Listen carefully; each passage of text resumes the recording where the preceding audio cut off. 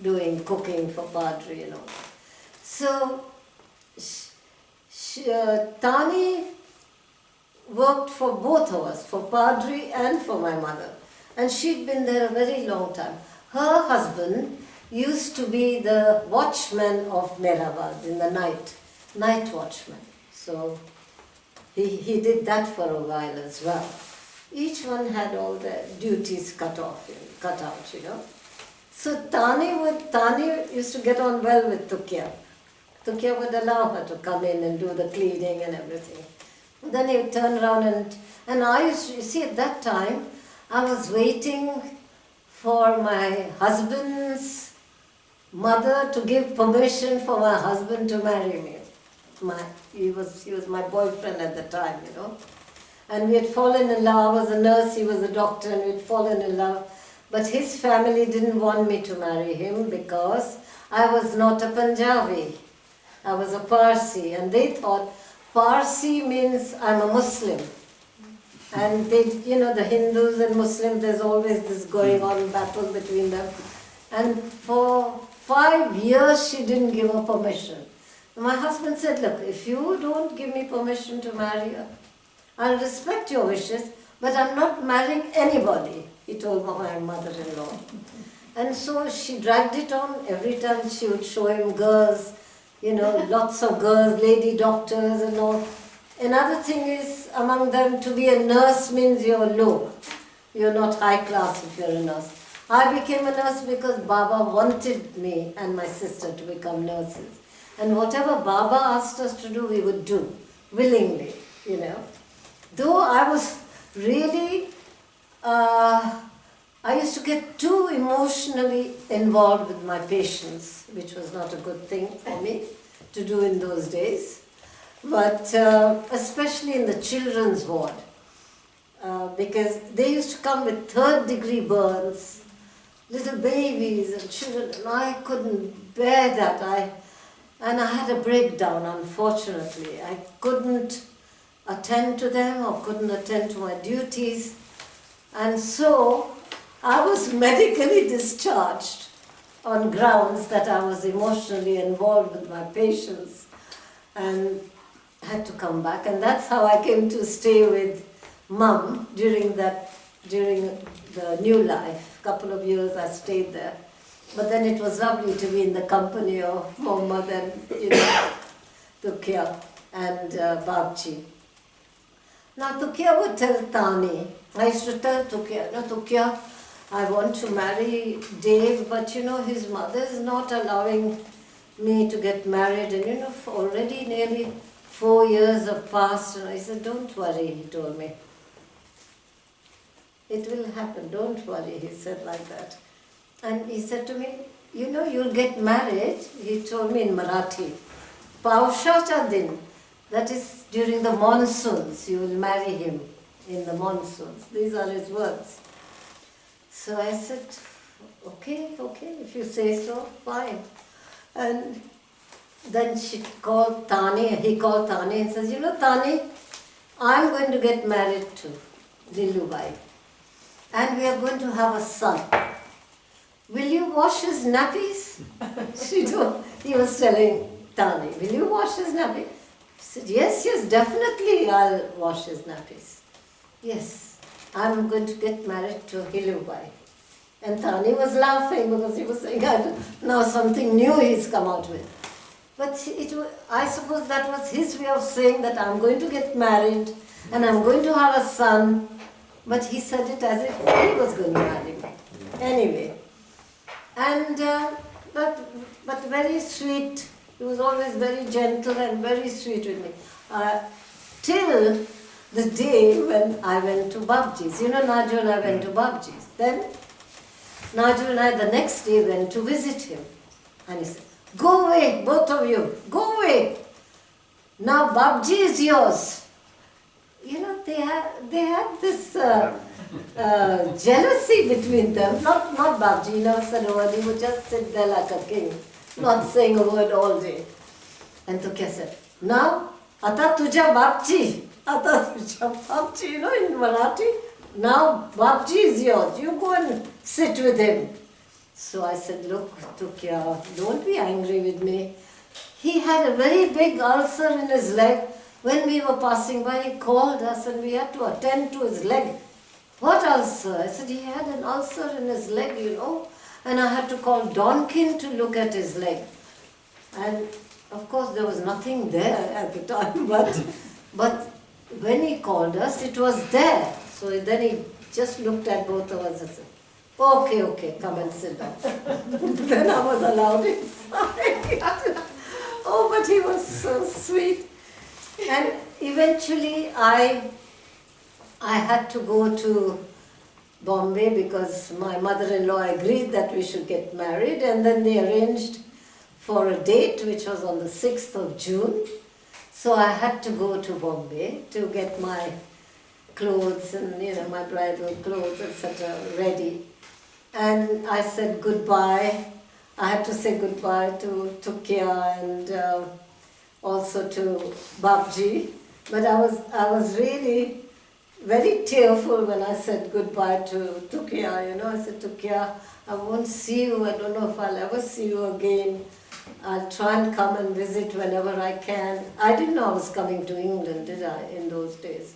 So I said, I'll try and come and see you whenever I can. You're my best friend. And I just hugged him so tightly. He was so sweet. He wouldn't allow anyone to touch him even. It was like that. But he didn't mind me. My sister, both of us, we could hug him. And in fact, when he was dying, I wasn't there at the time, I was in England, but they had to call my sister to look after him because he wouldn't allow anyone to touch him. And Naju had to take, I think she had to take some days or weeks off from work to attend to him because he stopped eating. He was not eating for days. And Padri Kaka said, look, I know that he's fond of you too, and I think, Naju, if you can just come and help to feed him. And only when Naju fed him, he would eat. It was so strange, And then she nursed him back to health. Slowly he recovered. It was like that. The bond between we sisters and him was really great. It was wonderful. And my sister then, yes, she went back to work afterwards. And yes, I wanted to tell you about Padri Kaka. Now, he was also very serious, very fiery man. Padri Kaka was also very fiery. And he had to look after all the engineering of Mehrabad, upper and lower Mehrabad and Mirazad. He had to, any construction work. He was an engineer by profession. He was an engineer, very highly qualified engineer.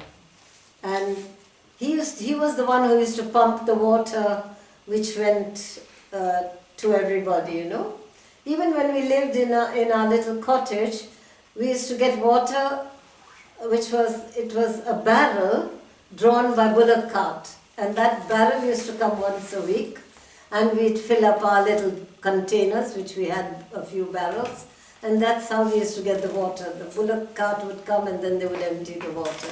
Because we didn't have running water in those days, And so Padri Kaka was also, he was a doctor, homeopathic doctor. He had studied homeopathy, and he used to give all the villagers treatments. So every time anything was wrong with them, they used to come to Padri Kaka and say,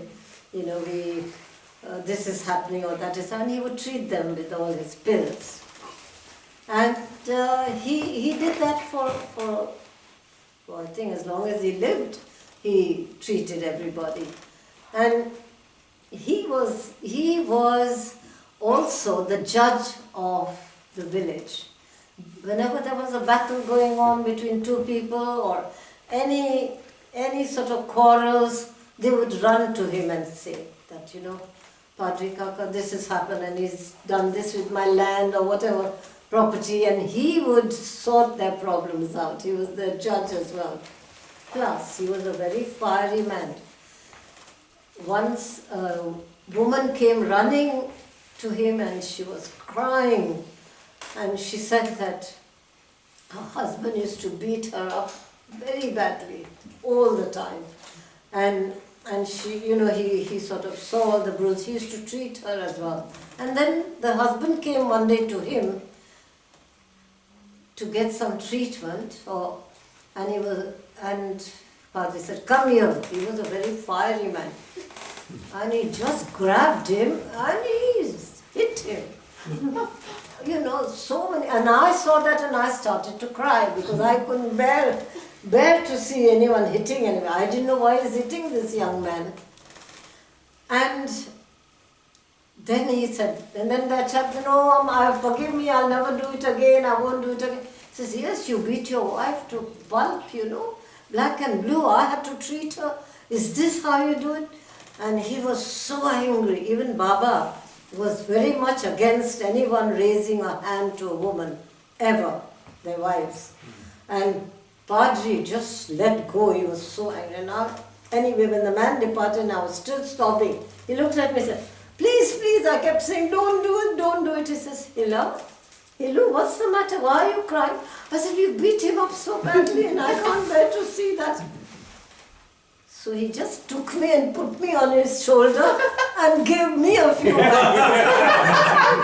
When he put me down, he said, "You're a silly girl." He said, "Do you know why I did that?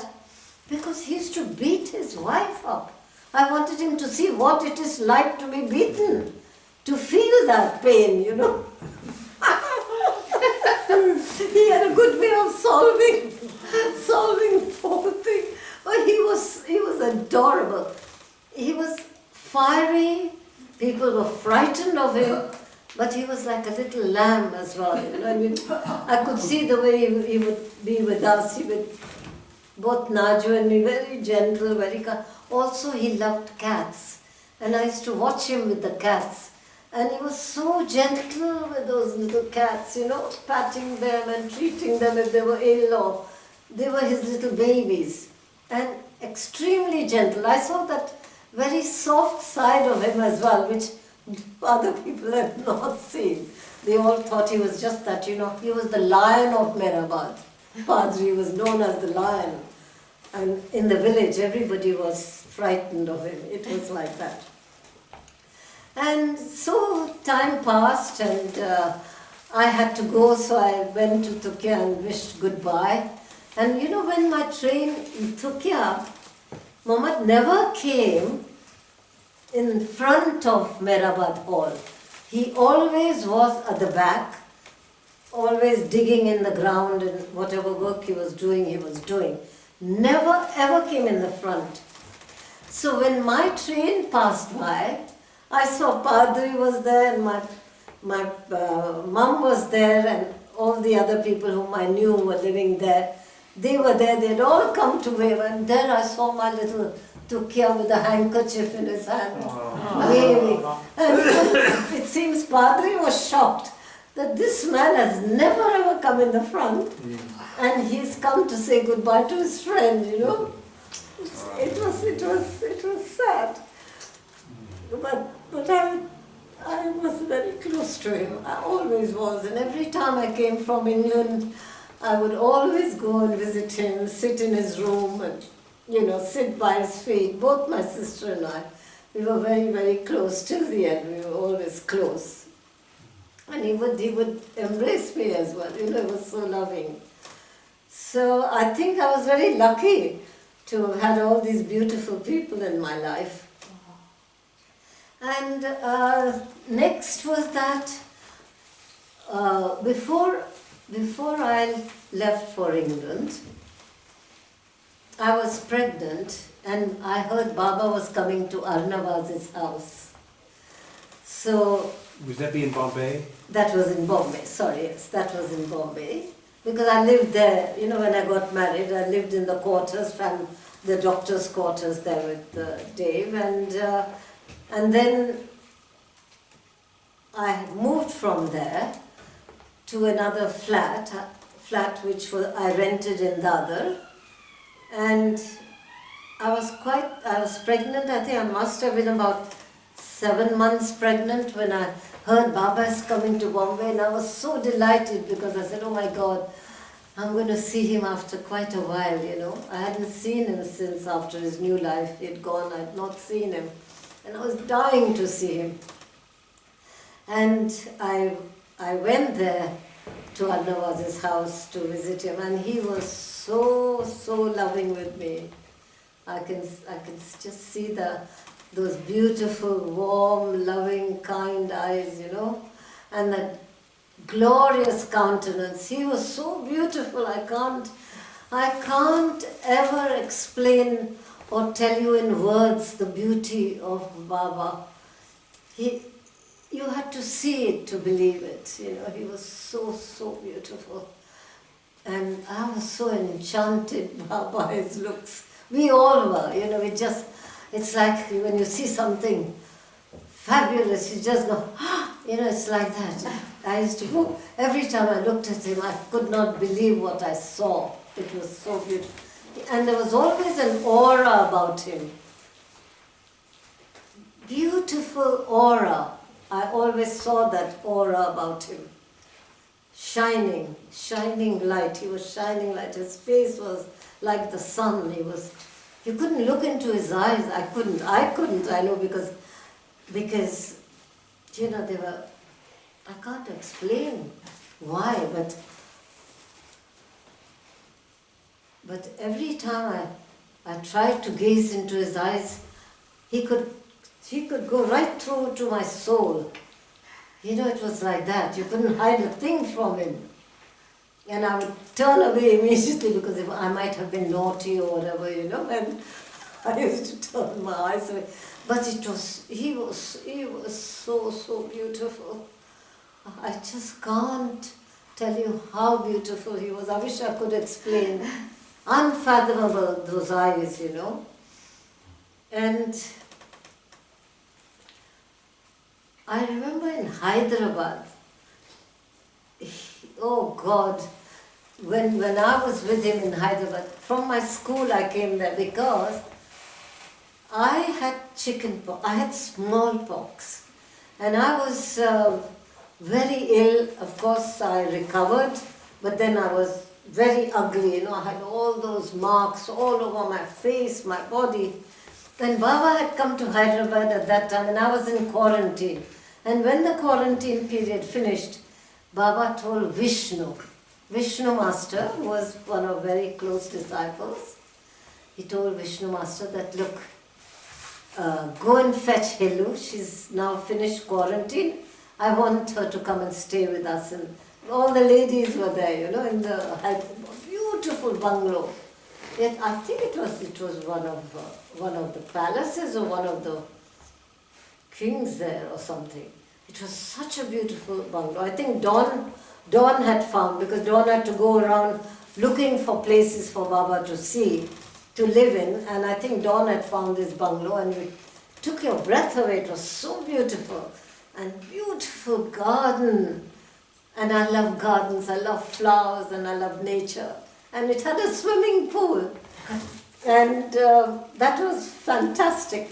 Anyway, when Baba said to bring me, I didn't want him to see my face because, see, every time he saw me, he would sort of take my face in his arm and say, you do that, you're so beautiful. You know, you always used to say that to me.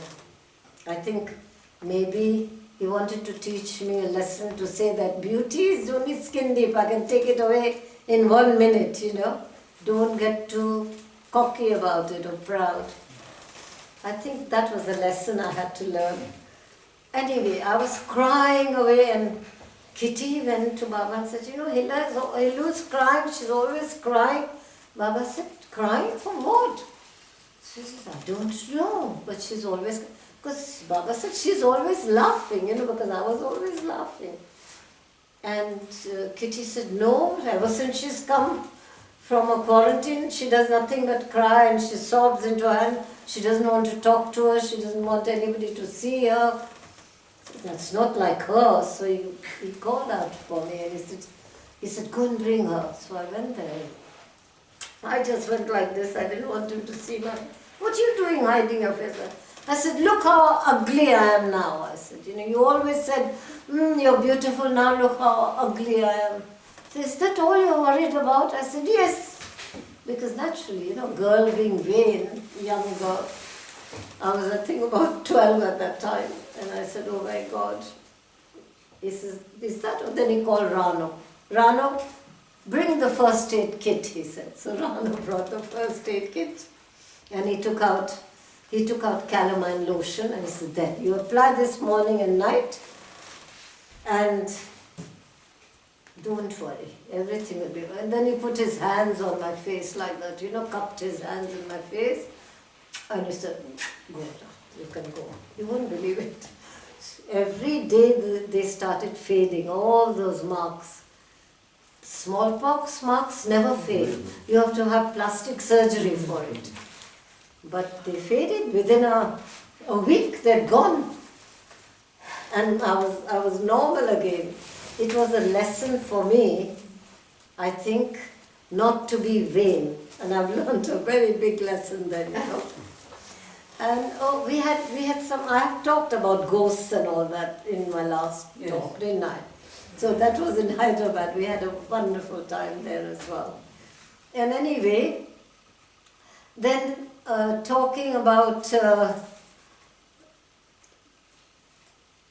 going to visit Baba when I was pregnant, I was so delighted that I could be with him. Anyway, he saw me and he embraced me and it was just heaven, being with him.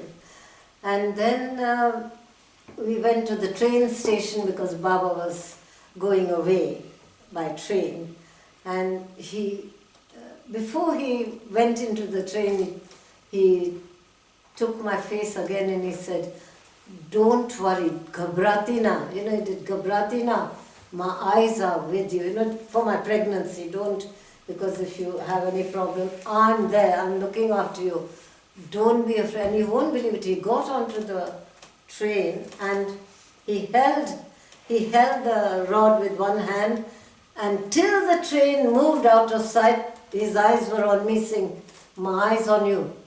Don't be frightened, till the train went out of sight. See the care and love that he had given us, his children. It was amazing. And always wanted to know how we were keeping and about our health. We always wrote letters to him, always. And then when my father told Baba that, Hilla is going away now to England because her husband wants to go there for further studies. And Baba was not happy, it seems, when my father said, he made such a face, he said, she's going away to England like that, as if he didn't know, everything. But he was not happy that I was going, because as soon as I came here, within a year, I started severe asthma. And then they put me on cortisone. For years and years I had cortisone and all that. And I was not at all healthy, I must say. I used to be a healthy girl in India. But when I came back here to England, to live in England, the weather didn't suit me, the damn cold got to me. And I wanted so much to go back to India, but it was not possible. My husband wanted to stay on. I was not happy because I missed all the darshan. Baba used to give darshan at Guru Prasad. For years he gave. I missed all those darshan. I used to envy my family because they would go and bow down at his feet. Every year it used to happen. And I was in England and, away from him, and I hated it. I hated England. I've been here 60 years. But for the first 30 years, I hated it. And then the next 30 years, I started slowly liking it. You know, it was like that. But the weather, no. I've never liked the weather to this day. So which year did you leave, Hilla? Pardon? Which year did you leave for the UK? Which year? For UK it was, I tell you what, I got married in 54 and 56 Deepak and 57. 57. Yeah, he was 58. He was a year and 9 months when I came to England. We came on the ship because we couldn't afford to go by plane in those days. So we came on the ship, Strathmore. And of course I was shattered to leave my home, you know, my Baba and family, and not to see him for years and years and years. They had darshan, every year they used to have darshan. And I used to get so jealous, you know, that I wasn't there, and I used to cry and I was upset. I was very, very upset. Even to this day I'm upset that I couldn't put my head on his feet like they did. But did you visit every year? So anyway, once, darling? Did you visit every year? No, we didn't have the money in those days. I can do it now because, you know, we are old and I can afford to do it. But in those days, no way could I do it. We, you know, living hand to mouth. His salary was not that much, my husband's, in those days. And then we wanted to buy house as well, you know, that sort of thing. He had paid a down payment on a house. And we both had to work to pay the mortgage and everything. It was like that in those days. And I wanted to see Baba so much. I used to just crave for that day when I could see him and touch him, you know. And 1965, Deepak was 9 years old. Previously, I would write to Dad, I want to see Baba, and he used to keep saying, oh, he's in seclusion, he can't see anybody. He's in seclusion, no use your coming, you will. But I couldn't bear it. See, I wanted Deepak to see Mera as well. Now, Mera was not allowed to see any boy after the year 9 years. Up to 9 years, she could embrace the child. After 9 years, he was, and I wanted very much that he saw Mera as well, you know, not just to be with Baba and to see Mera. So 9 years he was when I told my father, I'm coming to India and I'm going to Merazad to see Baba. He said, Baba is in seclusion. I said, yes, you keep saying he's in seclusion, but just tell him that I want to see him and I'm coming to Merazad. Never mind, he'll turn me away, but I'll go and I'll try. Then I had a lovely letter from Dr. Goyer. And she said, Helu, if you're coming, can you bring a hairdryer for Baba? Because we want to dry his hair, he catches cold, you know, quickly. Then I thought in my heart, if they're asking me to bring that, I'm sure he will give me his darshan, you know. That little hope I had, little hope, not a lot. Because when he's in seclusion, nobody was allowed to see him, ever. So I came to India, I landed in Bombay, sent a telegram to Merazad saying, Baba, I'm coming to see you. My father said, okay. And my brother came with me, my Ali. He hadn't seen Baba for quite a while because his job was, he worked for Burma Shell, which is Bharat Petroleum now. And they had to be transferred all around India, you know, mostly Gujarat.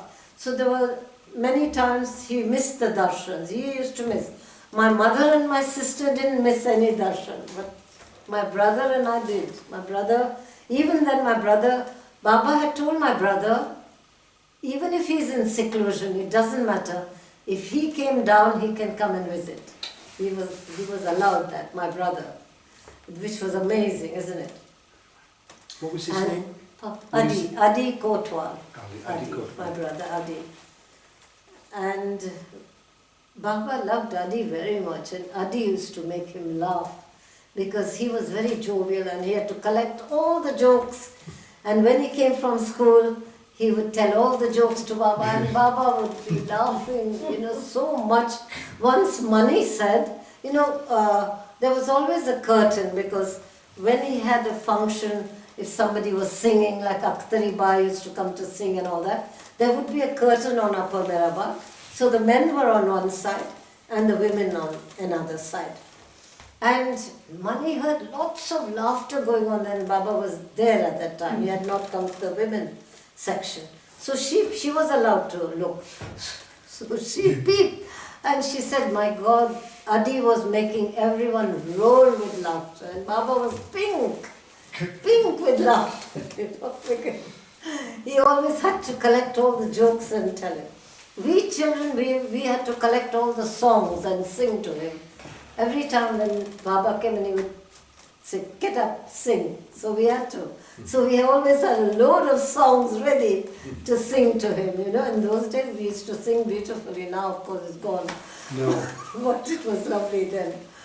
And we loved singing for him, and we loved to, and Mani and Mera used to have little skits, they used to, for us children to entertain Baba. You see, because his spiritual work was so great that there was time when he had to be entertained. So we entertained the King of Kings. It was like that, my sister and I and Mama. My mother, she had a very nasally voice, but everybody used to always laugh, because she would, but she didn't care. If Baba said, get up and sing, she would get up and sing. We were the court entertainers, My father had a beautiful voice too, and Adi had a baritone, and he would sing all these lovely love songs to Baba. So we entertained the King of Kings then, our family. And so then on in Hyderabad we finished that part, yes, and then I came back to England, that's India, and then I told him, yes, I'm coming to Merazat. So I said, oh my God, one day I told Adi, do you think he'll see us? Do you think, I want my Deepak to see him, I want him, I just so wanted him to see him. And so Adi said, just cross your fingers, let's just hope. And I was holding their hands on tight in the train saying, will he see us, will he, won't he, will he? It was going on like that, because I would have been totally shattered. I think I would have had a breakdown if he hadn't seen me, believe me. Because I was just dying to see him, and so many years had passed, empty years, when I had not set eyes on his countenance. And it meant the world to me. And you won't believe it, we landed at Ahmednagar station. And a man came up to me and said, are you Hilla Talwar? So I said, yes, I'm Hilla Talwar. Well, Baba has sent his car for you. He said that. So I started to cry, I just couldn't believe it. I said, oh my God, my dreams are going to come true. Yes. So all of us, my brother, my little Deepak and me, we sat in the car and he drove us to Merazat. And there in the Mandli hall were all my uncles, sitting there.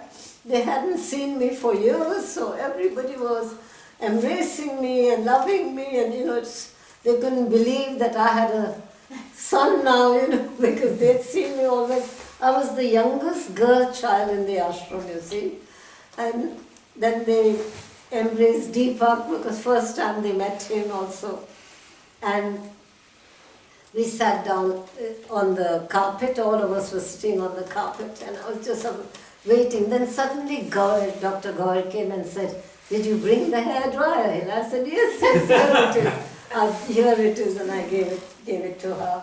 And she said, I think he's going to see you. Gently, I think he's going to see you, he said, She said, and you can't imagine what feeling I had inside, I had butterflies and somersault, my heart was doing somersault, and I was not normal at that, at that time. I didn't know. I think I'd lost it. It was such a great thing for me to see him after all those empty years, as I said. And then I saw four of his disciples. There was this sedan chair. He was sitting on it, and four of them carrying him into the Mandli hall, where the chair is, in the Men Mandli hall in Merazad. I was not prepared to see him in that condition, because he was not well. He had had that accident and all that. I had never seen him after the accident, and I wasn't prepared at all for what I saw, and I just burst out crying, and I just cried and cried and cried my heart out. And he came and he sat on the chair, and I looked at him, and I couldn't believe, he was so powerful before. I had seen him in that state when he was, he was so powerful and beautiful, and then he was still very beautiful, but helpless. He looked so helpless and weak, and I couldn't imagine Baba ever being weak, because he was, my God, he was so, the way he used to walk up on Mehrabad hill, all the disciples had to run and he was walking. He didn't touch the earth. It was like he was gliding. He was like a gazelle, and we children used to wait by the wall and peep that they were coming. We were allowed to look, not the ladies. And we used to look at him, and so powerful and so divine, and his hair flowing in the wind and face like the sun. And then to see him like this, all so weak and broken down, sort of. And I just couldn't control my tears. First thing he said is, "Why is she sitting on the floor?" He told the disciples. "Bring a stool for her." That embarrassed me even more, because I don't want to sit on the stool, And he said, "No. Hillu, sit there," he said. And I said, "Oh my God, why is he making me so conspicuous?" As it is, I couldn't stop crying. And then he called Deepak to him, and he gave him a very big, tight embrace. He never touches anyone during seclusion period, but he did that. He hugged him, and he had a stool, and he told Deepak, "Okay, sit here by my feet." And Deepak looked up at him, in awe, and he says, "No wonder they call you God, because you're so beautiful." He said that to Baba, and Baba just hugged him again and kissed him tightly. And then I was sitting there sobbing my heart out, and he said, "Hillu, after years you've seen me, and you don't tell me how you are, how is England, you talk to me. All you're doing is cry," and I just couldn't get my voice. I was trying to get my voice, but that had disappeared, because I'm a very emotional person normally. I laugh and cry easily. It's one of those things. And I just couldn't stop crying, and then he called me to him, and he embraced me. And then he gave me the strength to talk again. I'm sorry.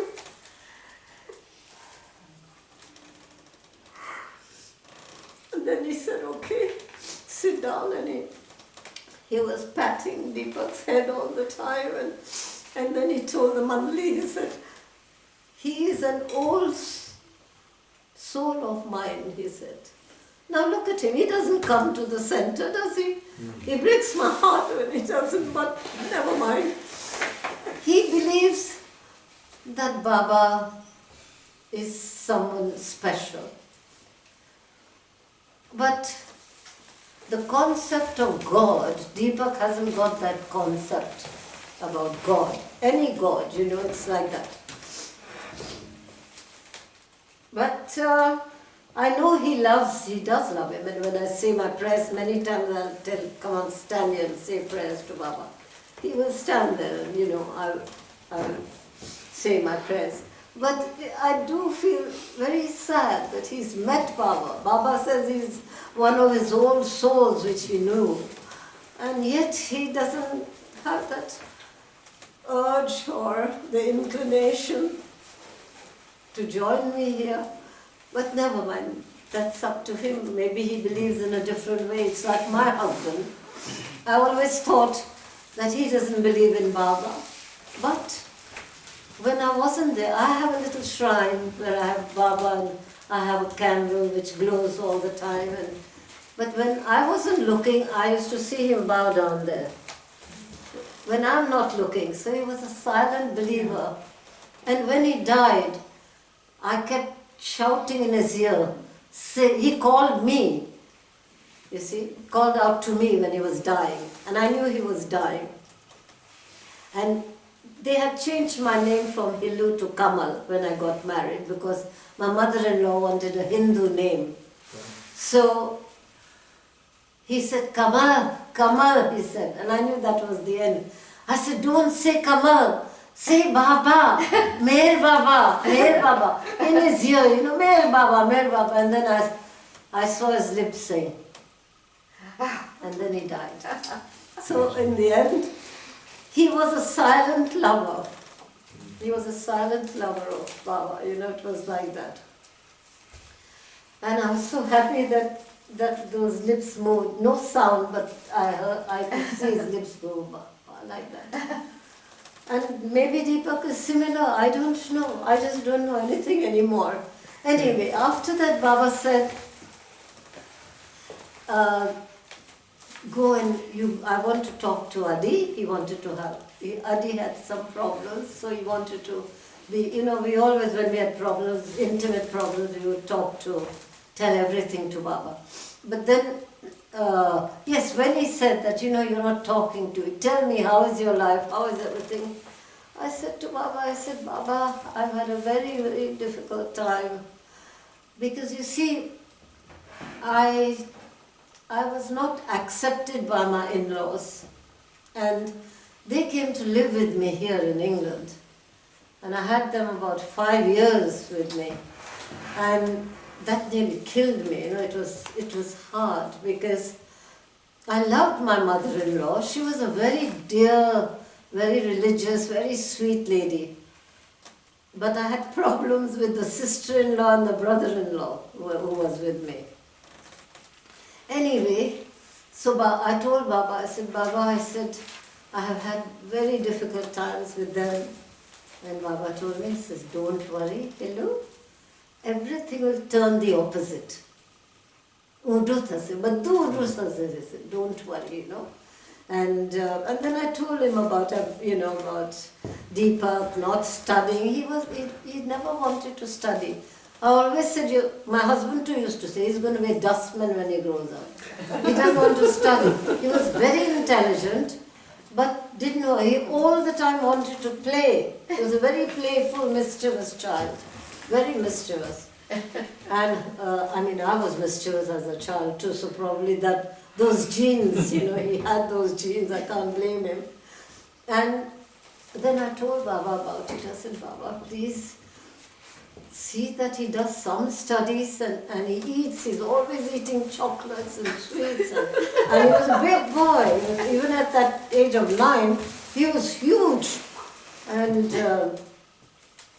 then Baba said, okay, you can give him some chocolates, but not lots of. See that he eats a few, not a lot. You will, won't you, Deepak, sort of patting him on his head. And you must study. He says, I hate maths, Baba. He said, Baba says, oh, so did I. He said, Baba, so sweet, with a child, he's a child. So did I hate maths, he said. But if you must try and do your homework, try and study, won't you? Deepak said, yes, I will, Then Baba said, okay, I want to talk to Adi. You go to the ladies, because I hadn't been to see my Mera and Meru and all my lovely aunts over there. So I took Deepak and I went there, and they were all shocked to see, because I was always very little, for them, little Hindu. And how is it that this little Hindu has now got this? So Mani said, my God, we didn't know you had such a big son, because you were always our little Hindu, and to have another big boy like that, in front of us, they were amazed, But I was so happy because Mera embraced him, because that's what I wanted, Mera embraced him, and Mani and Meru, and they were all playing with. Meru was very mischievous with him, and Mani too. Mani, my God, she loved children, and she knew how to be with children. Oh, she was fantastic, my Mani, gorgeous. And she played with him, and he was so happy there. And there was this lovely Mastan dog. Deepak loved dogs, and this Mastan was there. And he was playing with Mastan all the time. And then Baba came, and he was in his room and called us. And so we went in his room, just Deepak, me, and Mera Mani were there, and Meru.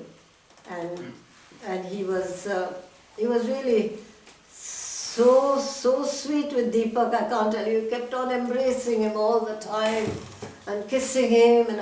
And I said, Deepak, don't crush him, because he was so fragile, and Deepak was that buxom boy. And every time he would embrace Baba, I thought he's going to crush him. I said, please, Deepak, because he looked so delicate and fragile. I thought, Baba said, no, don't say anything, let him be, let him crush me. And he would hug him tight, and he would hug him tight. And I said, oh my God, he's going to do some damage, I thought, Then Baba said, okay, let's go and have dinner. Let's have lunch together. We've got it all ready for you all. And so we went to the dining table, and Baba made Deepak sit on his left. Mera always sat on the right. And next to Deepak was my chair, and then Mani and Meru was on the opposite side, Gaver and all. And it was so lovely to be home again, because for me that is home. Which year it was? 1960? 65. 65, was it? 65. And then, Baba, whenever we used to have dinner and Baba would be there in Upper Hyderabad, he would always from his plate while he's eating, he would take something and put it in our plates. My sister and I, or my mother, he would take, he did that quite often with us. It's like it's Prasad, and we were supposed to eat every grain that was in the plate. We can't get up from the table till you finish. So you only took as much as you can digest. It was like that. We couldn't, not a grain of rice. Now Mera was served, he asked Mera to serve my dinner, my lunch and Deepak's. Now Mera in enthusiasm piled the plate up, and I was not hungry because my heart was filled with Baba and my tummy was filled as well. And I said, oh my God, I can't eat this now, what am I going to do in front of Baba? We can't leave a grain of rice even behind. No wasting. That was in the ashram, we were taught that. I said, I will never get through this food. And I was trying to eat, I ate, and Baba was watching me. He knows. So I was trying to eat, and I said, no man, I'll have to get through it even if I throw up. I've got to get through the whole thing.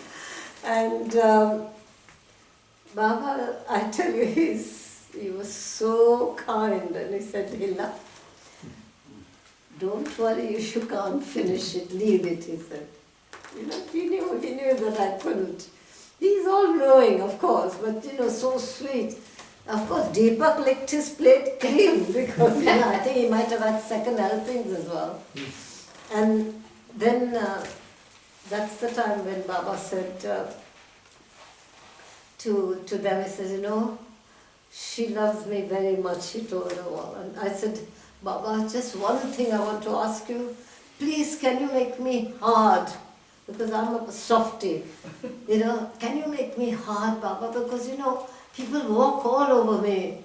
And it's just too much for me. So Meru was so angry. She got up and said, "Stupid girl, what a thing to ask for, Baba. There are thousands of hard people in this world, very few soft people, and you're asking me." She was so angry with me then. But I said, "Meru, you have no idea what I go through, People just walk all over me because I'm soft, they make me feel so bad inside."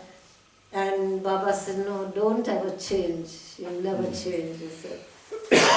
And then he said, he looked at them all and he said, "She's as beautiful outside as she is from the inside." He said those words, which was, I think, greatest compliment I ever had in my life. And he was so loving, during seclusion that he had us and he wanted us to be with him, and he gave us that opportunity, which for years I was longing for. And then it was time to leave. And I just left my heart behind that day. And he embraced me and said, "Don't worry, everything will go upside down. Don't worry at all." And he embraced Deepak. Deepak had so many embraces and kisses, I can't tell you. And it was so lovely. It just filled my heart with joy to see that Deepak met him before anything happened, And then it was time to say goodbye. I said goodbye to all my loved ones, left my heart behind with Baba, got into the car with Adi and Deepak and said goodbye. And I just turned around and he was there waving out to us. And I was just thinking, oh my God, I wish I was a tree in his garden. I could turn into a tree. So when he brushed past me every day, I would feel him, I remember that thought in my mind, if only he would turn me into a tree. And till I was out of sight, I was just looking back at him all the time, and he was there, So much love from the beloved, I've been very lucky in life, very lucky. And I wonder why, because I'm not a very spiritual person as such. But Baba loved me. So there must be something good about me that he loved me, Something spiritual maybe inside. Was that the All I know is I love him. That's all I know. I don't know anything else. And I love talking about him. I love singing his songs. I love reading his books. Now I don't read any novels. I only read his books. That's all I do because now to the tail end of my life, I just want to fill it only with Baba. Keep repeating his name and, But I have a good life as well, I enjoy my life. And when he said everything will turn the opposite, he turned everything around because my in-laws started to love me. So you see, even that he did for me. Because towards the end, they all loved me. And my mother-in-law said to me once, "Why did I waste 5 years not letting you marry my Dave?" She said those words to me, And I served them all. I had 5 sister-in-laws. Every time they went into hospital, I took care of them. I served them all and to the best of my ability. And so naturally they will love me. Baba turned it all around. And on the whole, I've had a good life, and most of all is that I had my Baba in my life. What did I do to deserve it? I don't know, but God, you know, that very thought that God had come down on earth and I lived with Him and I touched Him and He kissed me, held me in His arms, held my face several times. He's held my face in His beautiful hands and looked at me. I'm truly blessed. Avtar Mere Baba ki jai. Thank you. You had a question, right? I was just going to ask you, was that the last time you saw Baba? That was the last time I saw him.